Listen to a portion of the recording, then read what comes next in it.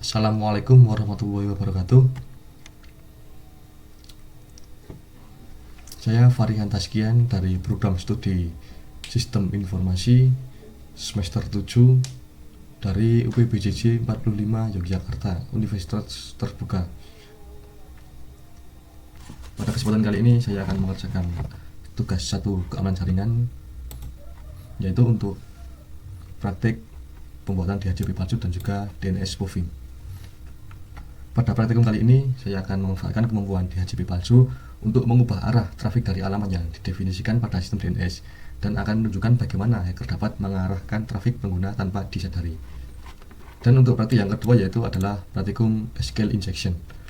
SQL injection merupakan teknik serangan yang memanfaatkan kerentaan dalam aplikasi web yang menggunakan database. Serangan ini terjadi ketika penyerang dapat menyisipkan atau menginjeksikan perintah SQL ke dalam query yang dieksekusi oleh aplikasi dan dapat memungkinkan penyerangan untuk mengakses, memodifikasi atau menghapus data pada database serta melakukan tindakan yang merugikan lainnya.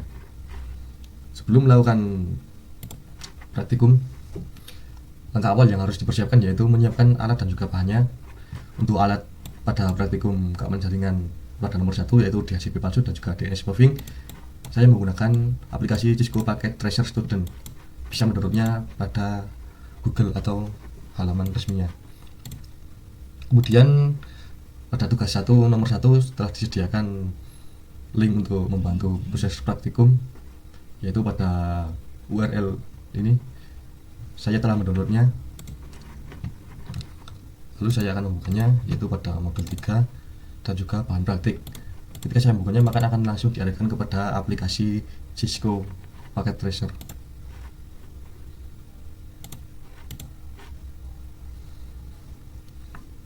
Namun sebelumnya alangkah baiknya saya akan mengcopy filenya terlebih dahulu agar file originalnya dapat masih utuh ketika saya mengeditnya. Saya akan membukanya kembali.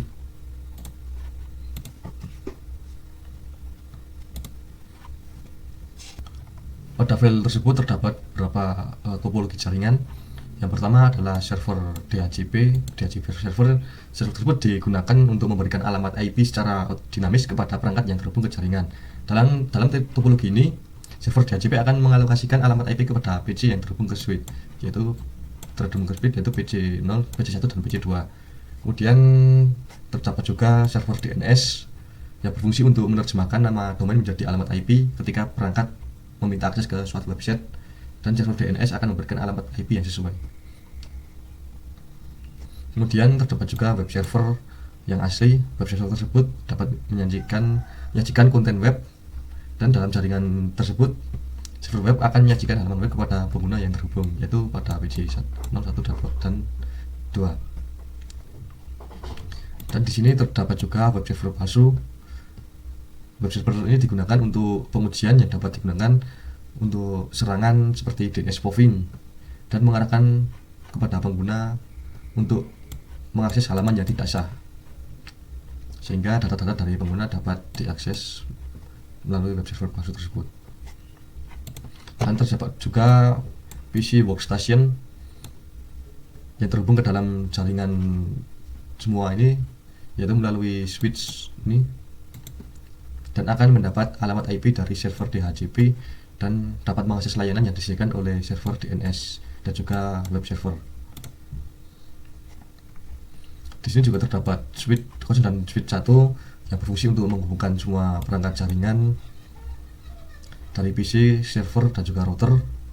Dan terdapat juga router yang berfungsi untuk menghubungkan jaringan lokal dengan jaringan yang lebih luas seperti internet. Router tersebut akan mengarahkan trafik antara switch dan perangkat lain dari jaringan lokal.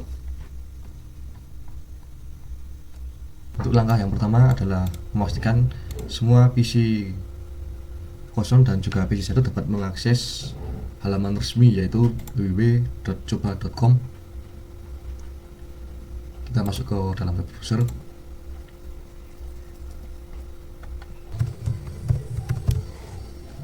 Akses pada browser.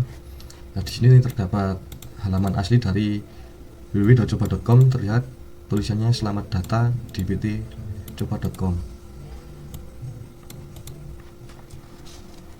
Kemudian pastikan juga PC 1 kita buka browsernya.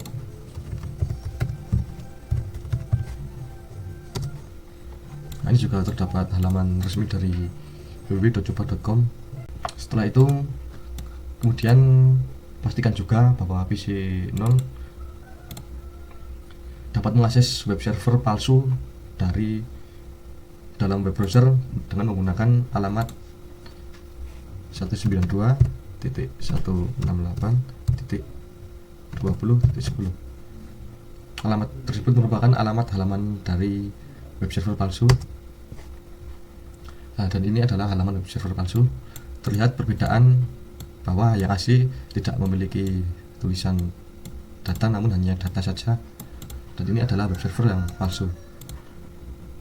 Kemudian tujuan praktikum ini adalah agar dapat membuat DHCP palsu dan juga DNS spoofing, sehingga pada PC 1 dapat mengakses www.coba.com namun diarahkan pada halaman yang palsu tersebut. Setelah semua terpastikan, langkah selanjutnya yaitu tahap pelaksanaan. Kemudian untuk pertama menyiapkan server untuk DHCP palsunya.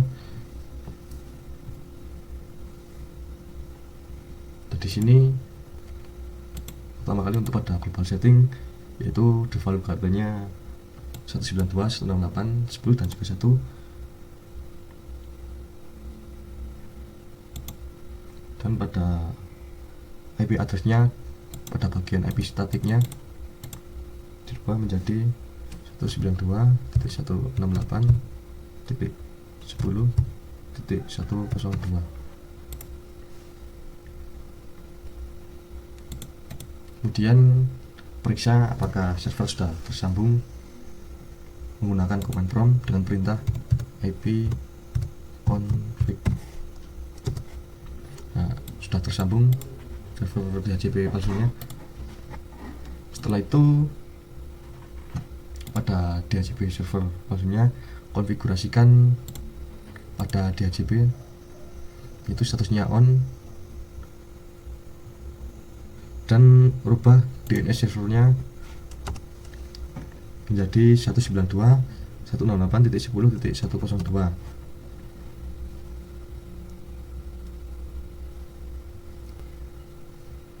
Kemudian pada start IP address-nya dirubah ke 50 dan maksimum number of user-nya juga 50.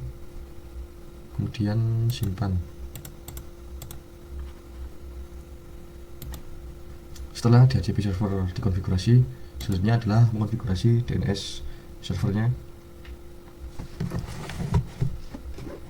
Pada bagian gateway tidak usah dirubah, dan pada bagian IP address-nya dirubah menjadi 102.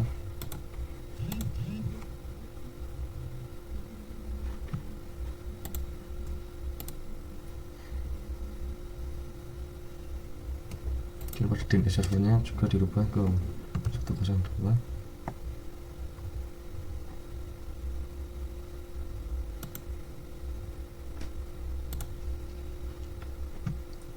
Kemudian konfigurasikan pada DNS service-nya di-on-kan. Kemudian namanya dirubah menjadi www.coba.com. Di sini merupakan halaman web asli dan address-nya diganti dengan 192.0.9.20.10. Simpan. Setelah itu tutup. Kemudian saya cek dulu pada bagian DHCP servernya tadi terjadi kesalahan, ini juga dirubah ke 102.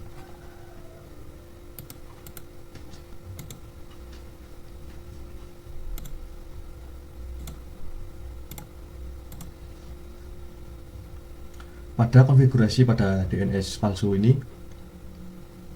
dipadakan dengan alamat IP 192.168.20.10 dan ini merupakan dari mesin web server palsu. Akibatnya PC pada workstation yang memperoleh alamat IP dari DHCP palsu ketika mengakses web dari www.coba.com akan diarahkan kepada web server palsu. Dan langkah selanjutnya yaitu adalah tahap analisis, yaitu untuk memilih pada PC1 sebagai PC workstation. Kemudian sebelumnya di refresh terlebih dahulu, yaitu dengan mematikan semua server, kemudian menghidupkannya kembali, menunggu sampai terhubung. Kemudian pada PC1 juga di refresh, dimatikan dan dihidupkan kembali, menunggu semuanya terhubung. Ketika sudah terhubung, maka pada PC1 kita cek IP konfigurasinya. Nah, di sini sudah muncul IP address dari 192.168.10.50 dan dengan DNS server 192.168.10.102, yang berarti pada PC1 workstation ini memperoleh alamat IP dari web server palsu.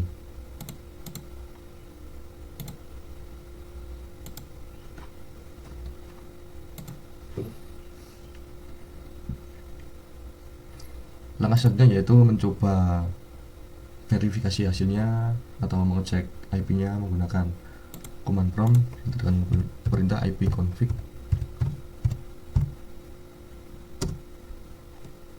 Sini sudah terverifikasi, yaitu dengan IP address pada web server palsu 192.168.10.50 dan juga default gateway-nya.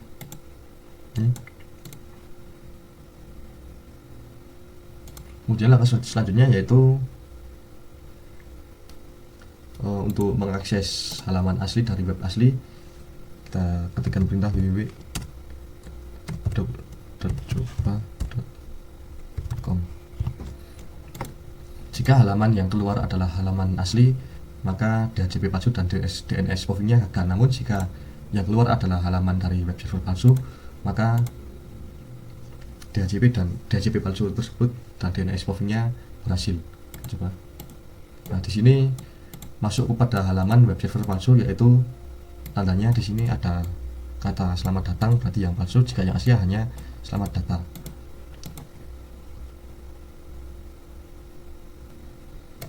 Dan percobaan pada DHCP palsu dan DNS spoofing-nya berhasil. Dan dari praktik pembuatan DHCP palsu dan DNS spoofing-nya dapat disimpulkan bahwa DHCP palsu dan DNS spoofing dapat digunakan untuk mengarahkan trafik pengguna ke alamat yang tidak sesuai, yaitu pada alamat web server palsu. Hal tersebut dapat menjadi ancaman bagi keamanan jaringan. DHCP palsu dan DNS spoofing digunakan untuk mengelabui perangkat workstation agar pada PC1 ini menerima informasi palsu dari web server palsu. Hal ini memungkinkan peretas untuk mengarahkan lalu lintas jaringan ke server yang dikontrol oleh mereka, dan juga dapat mengakses data sensitif dan menjalankan serangan lanjutan. Kemudian dan pada praktik 2 yaitu serangan terhadap sistem server aplikasi atau praktikum SQL injection. SQL injection merupakan teknik serangan yang memanfaatkan kerentanan dalam aplikasi web yang menggunakan database. Serangan SQL injection tersebut terjadi ketika penyerang dapat menyisipkan atau menginjeksikan perintah SQL ke dalam query yang dieksekusi oleh aplikasi. Hal ini dapat memungkinkan penyerang untuk mengakses, memodifikasi, atau menghapus data dalam database serta melakukan tindakan lain yang tidak diinginkan. Pada praktik SQL injection kali ini, pada contohnya saya akan menggunakan website yang telah disediakan agar dapat memudahkan pada proses pembelajaran. Ketikkan websitenya.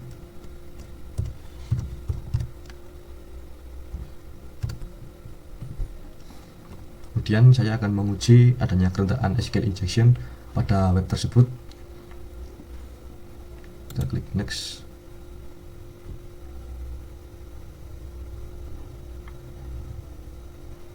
Kita klik next. Dan untuk pertama kali saya akan memasukkan username user dan passwordnya.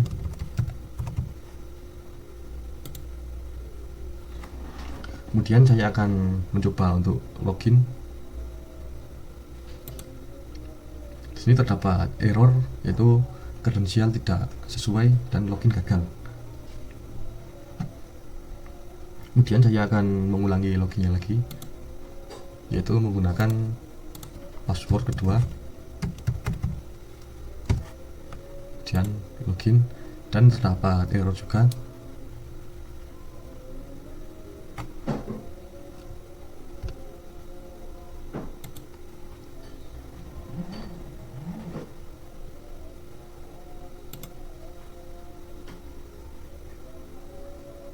Di sini terdapat tulisan bahwa aplikasi user login select from user ketika emailnya user@email.com dan password bahwa tidak sesuai, dan kemudian pada percobaan yang kedua yaitu user@email.com dan juga password kedua juga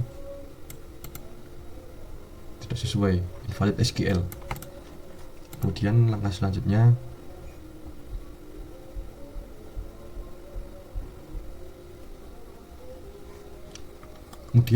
langkah yang terakhir,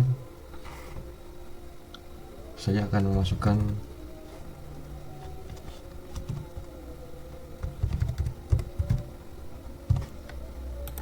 password, yaitu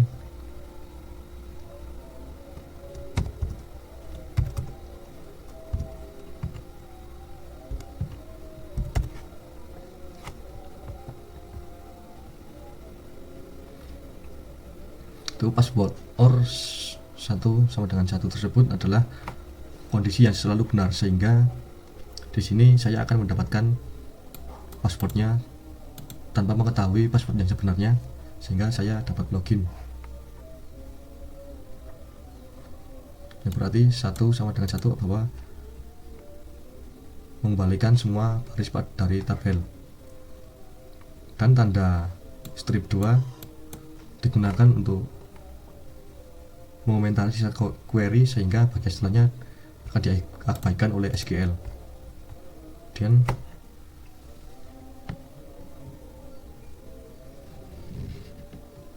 saya akan mencoba login, dan di sini dapat berhasil login.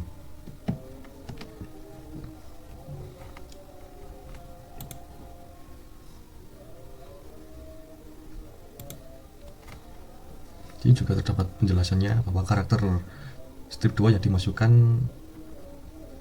yaitu merupakan salah satu cara untuk memastikan sistem kerendahan pada SQL injection.